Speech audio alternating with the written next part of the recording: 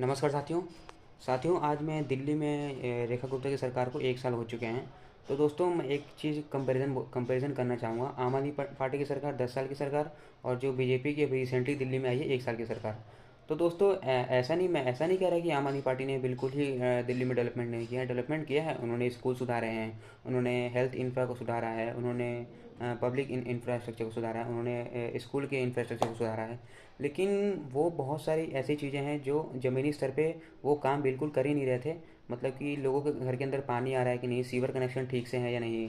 जो मेन मुद्दा है यमुना को लेके, यमुना ने उन्होंने कभी मशीन उतारी ही नहीं, यमुना कभी कभी उनकी सफाई हुई नहीं। जो भी सीवेज ट्रीटमेंट प्लांट है उनको अपग्रेड नहीं किया। जो भी सीवर है, जो भी गंदा पानी है वो जाके यमुना की नदी में ही गिर रहा है। तो दोस्तों वो आम आदमी पार्टी सिर्फ फ्री के चीज़ें बांटने में ही रह गई। मैं ऐसा नहीं कह रहा कि बीजेपी फ्री के नहीं बांटती, बीजेपी भी फ्री की ये चीज़ें बांटती है। लेकिन बीजेपी उस रिस्पेक्टिव डिपार्टमेंट में जो भी, अगर जैसे मान लीजिए बस ही है, वो अभी भी फ्री है और पहले भी फ्री थी। पहले की सरकार क्या थी, वो रिस्पेक्टिव डिपार्टमेंट को वो पैसा ही नहीं दे रही थी। पैसे इतने एमसीडी कह रहा हूँ, डीटीसी इतने घाटे में चल रही कि मैं आपको क्या बताऊँ।